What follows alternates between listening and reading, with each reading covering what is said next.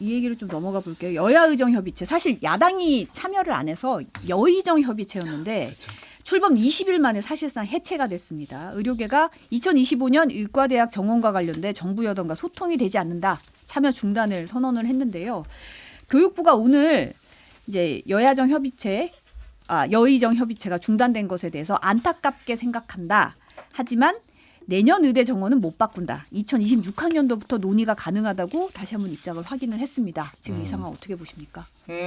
야당이 안 들어간 데는 이유가 있는 거죠. 그러니까 이렇게 될 거가 불보듯 뻔한데 스탠스가 정부가 유연하게 뭔가를 논의할 생각이 없는데 들어가봤자 들러리만 쓸 것 같다라고 이제 본 것 같고 뭐 이게 이 칼자루는 정부가 진 거잖아요. 그건 정부가 어떻게 이거에 대해서 얘기를 할 것인지에 대해서 그러니까 계속 이게 뭐냐면은 정부는 2025년 거 내년 거는 안 되고 2026년 거는 니네가 안을 가져와봐라는 거잖아요. 그러니까 계속 본인들이 칼자루를 쥐고 있는데 본인들이 공을 떠넘겨요. 한번 얘기는 들어봐 줄게. 약간 이런 자세예요. 그러니까 이게 그러면 풀리나요 이게?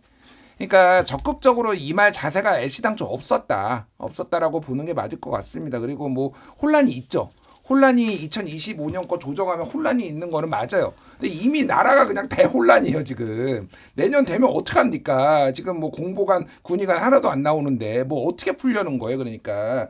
그래서 지금 저는 정부가 안을 내야 된다. 의대한테 계속 니들 안을 가져와봐 이렇게 얘기를 하지 말고 이 정책이 1,509명은 늘리는 게 문제가 있었음을 인정을 하고 정부가 먼저 합리적으로 조정하는 거를 해야 되는데 계속 니네 안은 가져오고 안 가져오면 안 된다라고 하면 이거는 될 수가 없는 거죠 사실. 네. 이게 정말 좀 너무 안타까운 상황이고요. 이게 정말 마지막 기회였거든요. 마지막 기회였는 게 뭐냐면 여기 이번에 여야 의정에 참여하신 분들이 보면 의학회하고 의학전문대학원에 있는 교수님들인데 이분들이 의사계에서 그래도 상당히 명망이 있고 존경을 받는 분들이거든요. 그리고 이분들이 마지막 중재 역할로 들어온 게 2025년도에 대해서 너무 완강하니까 거기에 대해서 조금이라도 양보하는 조금이라도 이 의대 정원 숫자를 좀 줄여주면 최소한 명분이라도 주면은 학생들이 돌아올 수 있다. 이게 나름 좀 의사들의 어떤 자존심 대결도 있는 거거든요. 그래서 아마 그동안 계속 절충안을 낸 걸로 알고 있었어요. 그래서 아마 이번에 수시가 이번 달 13일부터 이제 26까지 시작이고 이번 달 말부터 이제 정시가 시작되는데 수시에서든 아니면 정시에서든 조금만 원래 2,000명 늘리고 한 부분에서 한 500명이라도 조금 좀 줄여주면 충분히 우리 전공이라든가 의사협회를 설득할 수 있다는 얘기가 있었는데 그마저도 결국은 어떤 여러 가지 뭐 입시 상황상 안 된다고 다 완강하게 거절해버렸잖아요. 그렇기 때문에 저는 앞으로 이 사태가 얼마나 커지냐면은 이게 지금 내년도에 가면 저는 좀 우려되는 게 조금 상상해 보면 내년도 그럼 의대에 들어간 1학년들은 그럼 수업에 참여할 수 있을 것이냐. 그 사람들도 결국은 제가 볼 때 1학년생들도 2학년, 3학년 선배들이 다 휴학을 하고 있으면 본인들이 수업을 받을 수 없는 상황이거든요. 왜냐하면 우리나라 의료계는 좀 독특한 도제 시스템을 갖고 있기 때문에 선배라든가 아니면 위에 의사 선생님으로부터 뭘 배우지 않으면 어떻게 할 수가 없는 상황이 되잖아요. 그렇게 되면 내년도에 가면 이거는 정말 완전 이 의료계 퍼펙트 스톰이 올 수도 있는 이런 상황인데 그래서 이번에 이런 것들마저도 다 걷어차버리는 상태에서 정부에서는 도대체 어떤 안을 갖고 있는지 이런 부분들은 좀 정말 안타깝다는 생각이 듭니다. 지금 사실은 이제 의료계에서 얘기가 나오고 있는 게 국민의힘 한동훈 대표가 최근에 경상북도 국립의대 신설을 국민의힘 차원에서 강력하게 지원하고 지지한다고 발언한 데 대해서 의료계에 반감을 샀다. 이런 얘기가 좀 나오더라고요. 사실 협의체가 한동훈 대표가 상당히 강조했던 거고 또 여당에서는 뭐 크리스마스에는 크리스마스 선물을 뭐 줄 수 있도록 최선을 다하겠다. 뭐 이런 얘기도 했었는데 한동훈 대표가 뭐 시작해가지고 마무리 지은 게 뭐가 있나요? 지금까지 해가지고 뭐 권력만 놓고 제대로 된 거 하나도 없잖아. 뭐 최상병 특검 본인이 제3자 추천하겠다고 뭐 그것도 여론 수렴 하겠다고 했는데 여론 수렴 언제까지 하실 건지 뭐 이것도 모르겠고 여야 의정도 이거 본인이 굉장히 의욕적으로 했지만은 무슨 역할을 하셨는지 잘 모르겠어요, 솔직히. 제가 한동훈의 성과라고 하면은 그 두 가지가 있는 거예요. 금투세 폐지랑 이번에 가상자산 과세 유예 요거. 근데 이거 민주당이 해준 거잖아요, 사실. 오늘 한겨레 사설 제목이 재밌더라고요. 감세만 협치하는 여야. 감세. 소는 누가 키우냐고, 솔직히. 그러니까 모르겠습니다. 뭐 한동훈이 뭐 본인이 이거 받으면서 그 얘기 하더라고요.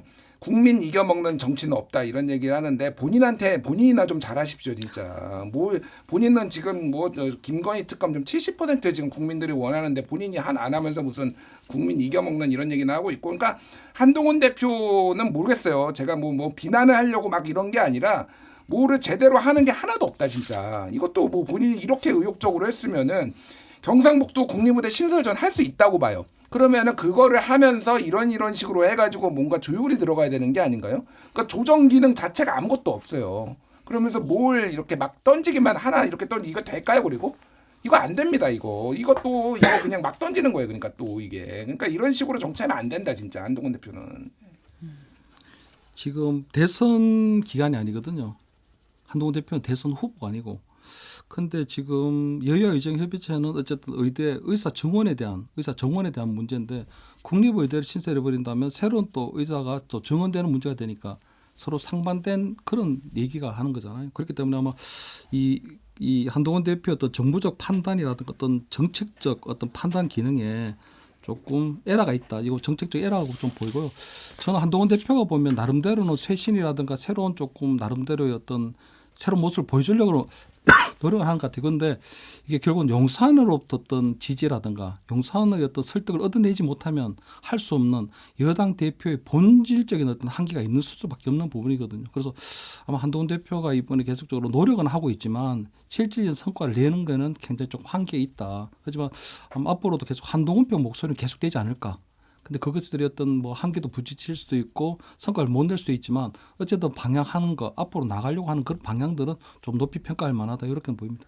근데 지금 교수님 말씀하셨듯이 용산과의 지지를 제대로 못 얻는 이 상황은 사실 다 알고 있잖아요. 지금 윤한 갈등 문제 지금 조금 이따 이제 당원 게시판 얘기도 할 텐데 이런 상황에서 그럼 한동훈 대표는 계속 꽃이 피었다가 뭐 크리스마스 선물 얘기 나왔다가 이러고 있는데 이 상황에 대해서 결과가 없다면 기승전 결이 없으면 기승전만 했다가는 리더십에 타격을 받는 거 아닌가요? 근데 지금도 이제 굉장히 뭐 당원 게시판을 통해서 정치적 어떤 타격이라든가 이런 걸 받았죠. 굉장히 정치적으로 어떤 타격을 받은 부분이고 어쨌든 한동훈 대표 같은 경우에는 뭐 지난 총선 때도 마찬가지지만 여러 가지 어떤 정치 초보로서의 한계는 분명히 있는 거거든요. 어쨌든 검사 생활로서의 어떤 그런 것들은 모르겠지만 정치라고 하는 본인은 사용하지 않겠다는 그 여의도 사투리라 쓰지 않겠다고 했는데 어떤 정치인으로서의 어떤 한계는 분명히 있기 때문에 아직은 좀 더 시간이 필요하지 않을까 이렇게 보입니다. 지금 신지호 국민의힘 전략기획부총장이 오늘 아침 CBS에 출연해서 당원 게시판 논란을 일으킨 쪽 입장에서 보면 추경호 원내대표가 이렇게 냉각기 갖자고 했잖아요. 이 냉각기 제안이 실패한 프로젝트였다는 걸 사실화한 거다. 그러니까 김옥균 프로젝트는 실패한 거다. 이제 이거는 그냥 끝났다. 이런 식으로 얘기를 했더라고요. 뭐 신지호 부총장 입장에선 그렇게 해석을 하겠죠. 해석을 하는데 뭐 글쎄요, 이 끌어내리려는 시도가 지금 이제 일단락 된 것일까 정말로? 이거 하나 넘으면은 또 시도되고 그럴 것 같아요. 제가 보기엔 지금은 이제 김건희 특검이 있으니 그때까지는 조금 뭐 잠정 휴지기를 갖자. 뭐 사실상 그거잖아요. 딴 거가 뭐 있어요. 김건희 특검에 지금 내가 칼 뽑을 수 있어. 한동훈 전략적 모호성이라는 표현에 대해서도 인정하더만. 그러니까 이거를 같이 맞물린 거다. 냉각기를 추경호가 얘기하고 그러면 거기에 맞춰서 전략적 모호성이란 거를 유지를 하니까 이게 완성이 된 거다. 이런 식으로 얘기를 하더만요. 그러니까 그냥 그거 끝나면 또 끌어내려고 할 것 같아요. 제가 보기에는. 한동훈 입장에서 보면은 한동훈 대표 입장에서 보면은 참 지긋지긋하다 이 생각이 들 텐데 글쎄요. 그러니까 뭐 하나 되는 게 없는 것 같아요. 제가 보기에는 여당 대표로서 권위를 인정받아서 용산하고 같이 협치가 되는 것도 아니고 제대로 들이받는 것도 아니고 국민들이 원하는 뭐 이를테면은 뭐 특검이라든지 김건희 특검을 통과시키는 것도 아니고 그러니까 간만 보다가 런동훈, 간동훈, 한가름 뭐 별명만 계속 늘어나고 있고 참 정치적으로 본인도 괴롭겠다 이 생각은 듭니다. 네. 네, 한동훈 대표 할때 뭐 좀 힘든 상황일 거라고 보이고요. 저는 그 신지호 전 의원의 지금 당 전략기획부총장이거든요. 이 전략기획부총장이 정말 중요한 파트예요. 왜냐하면 이게 대야 전략을 수립하는 총괄 타워거든요. 그런데도 불구하고 지금 신지호 그 부총장이 뭐 언론에 나와서 여러 가지 얘기를 하는 부분을 보면 한동훈 대표의 어떤 개인 뭐 이 소천사 또는 정치적 경호실장 노릇을 하고 있거든요. 그 부분은 상당히 조금 개탄스럽다는 얘기를 드리고 어쨌든 이번에 같은 경우에는 지금 끝났지만 사실은 이번에 이 당원 게시판 논란을 통해서 한동훈 대표가 굉장히 좀 정치적으로 타격을 입은 건 분명하거든요. 왜냐하면 지금 이 논란이 조금 잠잠해질 수는 있지만 두 개는 좀 확실해진 게 두 개의 심정이 확정이 됐어요. 그건 첫째는 한동훈 대표의 가족들이 당원 게시판에 글을 썼을 것이다라고 하는 심정이 아무것도 계속 침묵을 했기 때문에 확정이 되는 거고요. 두 번째는 한동훈 대표가 그것을 가족에게 물어서 알았을 것이다 라고 하던 심정이 또 확정이 된 거거든요. 그렇기 때문에 이 두 개의 심정이 확정이 되는 그렇기 때문에 결국은 침묵으로 끝나고 수사 의뢰한 걸로 끝날지는 모르지만 이것이 앞으로 두고두고 커다란 한동훈 대표의 어떤 향후 정치 행보의 불씨가 될 것이다 이런 생각이 들고요. 이번에 같은 경우는 한동훈 뭐 이 죽이기 프로젝트 뭐 김옥균 프로젝트 여러 가지 얘기가 나왔지만 이번에 같은 경우는 저는 이제 전초전으로 보이거든요. 본격적인 건 아마 내년 9월 달에 아마 한동훈 대표가 당대표직을 사퇴할 것인가 말 것인가. 왜냐하면은 우리 당헌 당규에 보면 국민의힘 당헌 당규에 보면은 차기 대선에 나서려고 하면은 1년 6개월 전에 당대표직을 사퇴해야 되거든요. 그 시점이 내년 9월 달이에요. 그러네요. 그런데 현재는 지금 한동훈 대표 측에서는 그때 사퇴하지 않고 2026년도 본격 대선 레이스에 갔을 때 그때 만약에 대선 후보 1위가 한동훈이면 그럼 대선 후보 1위 한동훈 또는 이재명 대표의 라이벌인 한동훈을 제끼고 할 수 없지 않겠느냐. 그때 가서 당원 당규를 개정하면 된다는 이런 것들도 벌써 생각을 하고 있다 그러더라고요. 그러면 안 되거든요. 그렇기 때문에 저는 이번에 아마 한동훈 대표에 대한 여러 가지 단계 논란 이것들은 앞으로 이제 예고되는 한동훈 여러 가지 뭐 이 죽이기든 아니면 뭐 김옥균 프로젝트든 그런 것들이 다 이제 전초전이다. 이제는 워밍업이 시작됐다. 그리고 앞으로 이번 당원 게시판 논란은 커다란 불씨가 될 여지는 남겼다. 이렇게는 보입니다. 지금 윤석열 대통령 멘토로 불렸던 심평 변호사가 최근 채널의 유튜브에서 이런 말을 했습니다. 이재명 더불어민주당 대표에 대해서 이분은 험난한 과정을 살아오면서 인간적인 신의를 지킬 줄 아는 사람. 절대로 한동훈 같은 사람은 아니다라고 말을 했는데 친한계가 도대체 무슨 음모를 꾸미는 거냐라고서 반발하는 모양새예요. 이 발언 어떻게 보세요? 근데 이제 심평 변호사의 말의 무게감에 너무 언론이 많이 힘을 실어주는 거 아닌가 그 생각이 들어요. 너무 부각한다. 그러니까 제가 보기에는 이제 소위 말해서 끊긴 지 오래입니다. 이분이 뭐 어떤 뒤에 배우가 있거나 뭐 이를테면 용산이 있거나 그런 거는 아닌 걸로 저도 알고 있고 그리고 심평 변호사가 전에는 조국 대표를 또 치켜 세웠어요. 예전에는 네. 조국 대표를 치켜 세운 적이 있는데 이제 일관된 거는 뭐냐면은 여사님 편이고요. 심평 변호사는 안티 한동훈입니다. 네, 일관돼요. 그 메시지는 일관돼요. 누구 치켜 세우고 누구 깎아내리고 있지만은 어쨌든 제가 보기에는 안티 한동훈도 결국은 친 김건희 여사 편이기 때문에 제가 보기에는 안티 한동훈도 나오는 것 같아요. 한동훈이 갑자기 뭐 친윤계처럼 이렇게 하면은 갑자기 또 한동훈 치켜 세울 거예요. 제가 보기에는. 그래서 이분은 여사님 눈에 진짜 죄송한 말인데 여사님 눈에 들어가지고 뭐 한 자리 해보고 싶은 분이구나. 저는 이 생각밖에 안 들어요, 솔직히. 예. 이제 뭐 심평 변호사의 어떤 평가에 대해서 이제 높이 평가할 건 아닌 것 같고요. 한동훈 대표만 얘기만 넣으면 무조건 모두 가게 하는 세 분이 있거든요. 한 분은 이제 홍준표 대구시장, 두 번째 심평 변호사, 최근에 이제 참전한 분이 이제 장해찬 전 최고위원. 나름대로 이제 한동훈 대표가 무엇을 하든 무조건 평가절하하고 어떻게 보면은 굉장히 조금 뭐 적개심까지도 보이는 분들이기 때문에 저는 그렇게 높이 평가하지 않고요. 단지 저는 이제 뭐 친한계에서 얘기하는 것처럼 용산이 마치 배우인 것처럼 보이지 않는 손이 있는 것처럼 이건 전혀 아니라고 보이거든요. 한때 아마 윤석열 대통령이 과거 인연 때문에 어떤 대선 과정에서 심평 변호사의 조력을 받고 멘토로 불렸을지는 모르지만 제가 볼 땐 지금 그 이후로 전혀 어떤 뭐 연락이라든가 이런 게 되지 않고 있는데도 불구하고 심평 변호사의 어떤 말의 무게에 자꾸 뭐 이게 큰 비중을 두는 건 좀 맞지는 않다. 뭐 이런 생각이 듭니다. 근데 이제 그런 거죠. 친윤계 안에서 아니 그러면 한동훈 대표보다 이재명 대표를 누가 더 싫어했을 때 아무래도 저쪽에서는 한동훈 대표를 더 싫어하는 것 같아. 이런 이제 심증이 확증으로 굳어지는 거 아니냐. 이런 것 때문에 더 부각이 되는 것 같아요. 이 말이. 모르겠습니다. 근데 심평 변호사가 뭐 같은 TK니까 뭐 조국 변호사에 대해서 그렇고 높이 평가하는 같은 TK, PK니까 뭐 그런 동양 의식도 있지 않을까 이렇게는 보입니다. 네, 근데 신지호 부총장이 오늘 이제 주진호 법률위원장이 이제 곧 유튜버 그 처음에 의혹 제기한 당원 게시판 의혹 제기한 유튜버 이제 서울경찰청에 고발할 것이다라고 밝히면서 장해찬 전 최고위원에 대해서는 싫다고 우리 당을 박차고 나간 사람에게 그렇게까지 야박하게 해야 할지 인간적인 고민이 있다 이런 얘기를 했어요. 그러면서 이 공천 취소가 한동훈 대표가 한 거라고 생각하고 이제 기승전 한동훈 죽이기식의 행태를 보이고 있는데 실상을 알면 멘붕 올 거다. 되게 의미심장한 말을 했더라고요.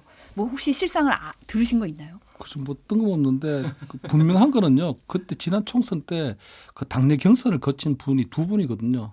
그러니까 이제 대구의 도태우 변호사하고 부산 장희찬인데 두 분은 당내 경선 다시 말해서 이 우리 당원들과 우리 부산이나 대구 시민들이 선택을 받으신 분인데 공천이 전격적으로 취소가 됐거든요. 그 취소 결정을 내린 건 결국은 비대위원장이었던 한동훈 대표예요. 어떻게든 그때 당시에 여러 가지 뭐 다른 속사정이 있는 것처럼 하는 건 모르겠지만 어쨌든 그때 전격적인 공천 취소 결정을 내린 건 한동훈 대표라는 건 명백한 사실이고 두 번째 마치 지금 보면 그 멘붕이 올 거라고 하는 건 마치 용산이라든가 뒤에 뭐 장해찬 전 최고위원하고 가까운 어떤 그런 쪽에서 어떤 배신이 있었다. 이런 것들이 이제 은밀하게 좀 암시하려고 하는 거잖아요.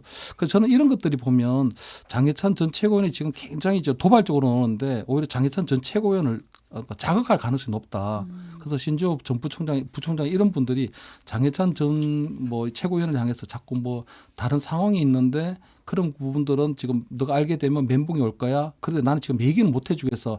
자꾸 이런 것들이 약 올리게 되는 그런 상황이 돼서 전 장 전 최고위원이 더욱더 도발적으로 나오지 않을까. 이 자극하게 되지 않을까 이렇게는 보입니다.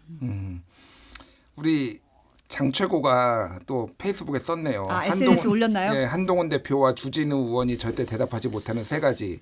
한동훈 대표 가족 5명이 1분 간격으로 글을 올린 비정상적인 패턴. 장해찬과 가족 의혹을 뺀 물타기 고발장. 정당법 위반이라면서 팔동훈의 생년월일을 어떻게 확인했는가 뭐 등등등 해서 부끄러운 줄 아시죠라고 참지 않는군요. 그러니까 말씀하셨다시피 장해찬 그러니까 신지호 부총장 입장에서만 보면은 예전에 신지호, 이현종, 장해찬 이 세 명이 이제 어벤져스 전략회의라고 같이 하다가 이제 총선 치르면서 이제 뭐 맨날 장성철 소장이 얘기하잖아요. 이현종 논설위원이 인간 말종이라고 장해찬 얘기했다고. 그러면서 감정적으로 많이 상했는데 서로 물고 물리는 게 많이 있어요. 제가 여기에서 다 말할 수는 없는데 장해찬도 그쪽에 약점을 쥐고 있는 걸로 알고 있고 뭐 이런 상황이에요. 그래서 괜히 그러니까 뭐 한동훈 대표뿐만이 아니라 신지호, 이현종 뭐 이분들의 약점을 좀 쥐고 있어요. 그래서 건드렸다가는 큰일 나겠다. 뭐 이런 게 전략적인 게 있는 것 같고. 뭐 모르겠어요. 뭐 저는 뭐 장해찬 최고 공천을 누가 취소했는지는 잘 모르겠는데 이 느낌은 야 김건희야 혹시 막 이런 식으로 얘기가 돌더라고요. 저는 전혀 모르겠어요. 진짜 모르는데. 아니 이제 어쨌든 공천 취소를 주도한 게 한동훈 비대위원장이 아니라는 진실까지 얘기했으니까. 그러니까 그게 그러면은 멘붕이 오려면은 친윤 쪽이어야 되는데 그냥 친윤도 아니고 핵심 친윤님이거나 그쪽이면은 이제 뭐 윤석열 대통령이나 뭐 김건희 여사야 뭐 이런 이제 추론이 나오게 약간 말장난한 것 같기도 한데 그런 생각이 들고 당시에. 공천 과정 얘기를 제가 좀 국민의힘 여러분들한테 들어보면은 이견이 별로 없었대요, 사실은. 이게 그러니까 장해찬이 물론 경선을 통과를 했지만은 너무 기사가 많이 나오니까 이러다가 이게 전체 판도에 좀 영향을 주겠다. 이거 쳐야 되는 거 아니냐라고 이게 공식 말은 못 꺼내지만 누군가 딱 이게 아젠다가 올라왔을 때는 대부분 찬성했다라는 거예요. 그래서 장해찬 최고랑 뭐 저는 친분도 있고 그러는데 이게 쓴 약이 돼서 앞으로 좋은 정치인이 됐으면 좋겠다. 이 역경을 좀 거쳐야지 사람이 좀 착해졌어요. 우리 예찬이가. 그래서 많이 착해졌어. 역경을 거치고. 그래서 앞으로 좀 잘 됐으면 좋겠다. 네. 덕담으로 훈훈하게 마무리하는 걸로. 네. 지금 화성복택님이 아까 이 정권 들어서 너무 초유의 일이 많이 일어나고 있다 이런 말씀하셨는데 더불어민주당이 이제 최재해 감사원장 탄핵을 추진하고 있습니다. 민주당은 최재해 원장이 무자격자인 영부인 지윈에게 수의계약 몰아준 대통령 관저공사에 부실감사로 일관하고 자료 제출도 거부했기 때문이라고 이유를 밝혔는데요. 어떻게 보세요? 글쎄요. 뭐 최근에 기사 나온 거 중에 최재해 감사원장 탄핵한다고 하니까 감사원장이 성명 좀 내라고 직원들한테 얘기를 했는데 직원들이 이제 거부했다라는 게 나오잖아요. 그러니까 이제 검찰처럼 집단 반발해주기를 좀 원했던 것 같아요. 근데 감사원 직원들이 왜 우리가 그걸 왜 해? 뭐 이런 분위기잖아요. 그러니까 감사원 직원들도 솔직히 민주당이 이렇게 하는 것에 대해서 좀 불만이 있지만은 기본적으로 최재 감사원장하고 유병우 전 사무총장에 대한 부글부글하는 게 굉장히 있다. 진짜 일 열심히 하는 감사원 많은데 다른 거 다 열심히 했는데 김건희와 관련된 것만 왜 이런 식으로 결론이 나오느냐라고 했을 때 거기 자존심에 상처받은 분들이 굉장히 많잖아요. 그러니까 그래서 이게 이제 역풍이 불지 저는 솔직히 잘 모르겠어요. 요즘 민주당이 무리하는 게 꽤 있는데 웬만하면 역풍이 안 분다. 민주당한테 오죽하면 이러겠냐. 검찰과 감사원과 경찰이 등등등 해서 뭐 어떻게 될지는 좀 지켜봐야 될 것 같습니다. 네. 이게 뭐 탄핵이 기각될 거란 건 그냥 민주당도 다 아는 거거든요. 단지 이제 왜냐하면 이게 탄핵 요건이라든가 절차상에 조금 문제가 있는 게 탄핵 요건이라는 게 보면 우리 헌법에 나와 있어요. 어쨌든 헌법이나 법률을 중대하게 위반한 때, 그러니까 지금 민주당에서 얘기하는 거는 보면 그냥 뭐 어떤 구체적인 어떤 법률 위반이나 이런 것들보다는 조금 봐주기 감사한 거 아니야? 아니면 용산 눈치 보기 감사한 거 아니야? 뭐 이 정도 수준이거든요. 그렇게 되면 그게 탄핵 요건이 되느냐 하는 문제가 있고, 두 번째는 저는 좀 탄핵 절차도 그러는 게 검사에 대한 탄핵을 추진하기 전에요. 민주당에서 탄핵 청문회라는 걸 했습니다. 그러면은 감사원장 같은 경우는 우리나라의 부총리급이거든요. 어떻게 보면 예우상으로 볼 때는 경제부총리나 교육부총리보다도 더 높게 봐요. 그렇다면 저는 감사원장에 대한 이 헌정사에 처음 있는 탄핵을 하려면 적어도 국회에서 여야가 탄핵 청문회를 하고 거기서 어떤 위반 사항들이 있어서 만약에 그 다음에 간다면 모르지만 그냥 일방적으로 어떤 감사원의 정치적 중립 때문이라고 문제를 하면서 이렇게 정치적으로 하는 부분이 많나. 그래서 저는 아마 이번에 감사원장이나 아니면 우리 뭐 그 중앙지검장에 대한 이런 탄핵 시도들을 보면 그냥 나름대로 민주당에서 조금 노림수는 있는 것 같거든요. 첫째는 저는 이제는 윤석열 대통령에 대한 어떤 탄핵을 본격적으로 좀 시도할 이제는 하려고 하는 것 같다. 왜냐하면 어쨌든 이번에 최재 감사원장이라든가 중앙지검장을 비롯한 탄핵을 해봤는데 생각보다 탄핵 역풍이 불지 않는다. 그렇다면 나름대로 한 발짝 더 나갈 수가 있거든요. 그리고 아마 지금 상설특검 같은 걸 추진하고 있는데 상설특검에 대해서도 만약에 용산에서 무조건 임명을 해야 되는 강행 규정인데도 불구하고 임명하지 않는다. 그러면 이제 중대한 법률 위반이 되기 때문에 탄핵 요건도 만들어지는 거거든요. 그래서 결국은 그동안 말로만 듣던 윤석열 대통령에 대한 탄핵을 이제 본격적으로 행동에 그리고 실행에 한번 옮겨보려고 하는 그런 요번에 여론을 떠보기 위한 그런 노림수가 있지 않을까. 그래서 결국은 이것이 대통령의 탄핵이 결국은 실패할지는 모르지만 과반수 이상의 발의로 한번 탄핵을 시도하려고 할 수는 있겠다. 거기에 대한 어떤 탄핵 여론이라든가 탄핵 역풍에 대해서 조금씩 따져보는 그런 스텝 바이 스텝 전략으로 이번에 감사원장이라든가 중앙지검장에 대한 이런 검사 탄핵을 시도하는 게 아닐까. 이런 노림수가 있지 않나 이렇게는 보입니다. 어떻게 생각하세요? 뭐 잘못 법을 위반했으면 탄핵 당해야죠. 대통령이라도. 뭐 원론적인 얘기고요. 뭐 모르겠습니다. 근데 이제 상설특검 이제 특검 검사 임명해가지고 사흘 안에 안 하면은 법 위반이니까 탄핵할 수도 있다 이런 얘기들이 나오잖아요. 그러니까 그냥 다양한 카드로 압박하는 것 같아요. 여러 가지로 압박을 하고 저는 사실 요즘 이 경제 지표들 보면서 진짜 걱정이 많아요. 정말로 장난 아닙니다 지금. 예, 정말 다른 위기에 이제 외환 위기와는 다른 위기의 그 경제 뭐 대공황 얘기까지 나오는데 대통령께서는 매우 한가해요 그냥. 예, 골프 치는데 부사관들은 눈물을 흘리는데 그 앞에서 골프를 치시고 술 뭐 굉장히 좋아하시니까 또 술 드셨는지 모르겠는데 그냥 한가하다 제가 보기에는. 이 정도면은 탄핵 사유 아닌가요 제가 보기에는. 진짜 이렇게 무관심하고 골프 좋아하시고 뭐 너무 그래서 국민들이 왜 이렇게 탄핵 얘기를 많이 하고 지금 시국선언이 이렇게 많이 나오는지 3,000명 시국선언 했다라니까 문재인 정부 때는 6,000명 나왔다 아직 부족하다 이런 얘기나 용산에서 하고 있고 인식 자체가 그냥 다 아니한 것 같아요 제가 보기엔. 이게 어떤 임계점이 제가 보기엔 다가오고 있다 지금 대통령한테. 네, 그 생각이 듭니다. 지금 검찰에서 명태균 씨 의혹 관련해가지고 검찰 수사 계속 진행 중이잖아요. 지금 보면은 창원 산업단지 선정 과정에서 명태균 씨 개입했다는 의혹에 대해서 수사 확대하고 있는데 지금 나온 의혹 중에 김영선 전 의원의 동생들이 이제 제2국가산단 후보지 인근 부동산을 정부의 공식 발표 40여일 전에 산 것으로 드러났습니다. 이 사놓은 집을 압수수색을 했는데 이 과정에서 미래한국연구소에서 쓰던 컴퓨터도 나왔다고 해요. 이 수사가 어떻게 갈까요?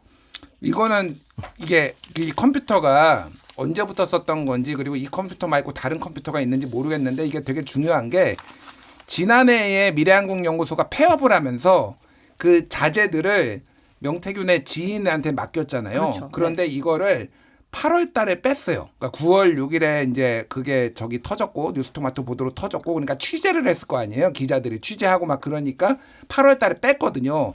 그게 행방이 어디 있는지 몰랐어요. 근데 여기에 뭐가 들어있냐면은 여론조사 조작한 게 다 있을 거다. 지금 검찰이 확보한 거는 명태균의 개인 PC예요. 거기 카카오톡으로 그거 보내고 일부 나온 거고 회사 사무실 집기가 이제 얼마나 이게 해당되는지 모르겠는데 그러면 상당히 많은 자료 특히 여론조사 조작 자료는 여기에 무더기로 쏟아질 가능성이 있어요. 그러니까 이게 검찰이 이거를 좀 잘 봐야 될 것 같고 김영선 의원은 뭐 이거는 그러니까 뭐 지금도 뭐 사실 끝났는데 정치 생명 끝났는데 이거는 윤리적으로 그러니까 명태균도 뭐 본인은 부인하고 있지만 지인한테 이거 사라고 해가지고 좀 땅 장수 사놨고 김영선도 이렇게 해놓고 진짜 두 의원님이 우리 김영선 의원실에는 의원이 2명 있다면서요. 두 의원님께서 아주 잘도 해먹었구나 이 생각이 드네요. 네. 뭐 땅점도 봐줬다 뭐 이런 얘기까지 있었죠. 네. 네.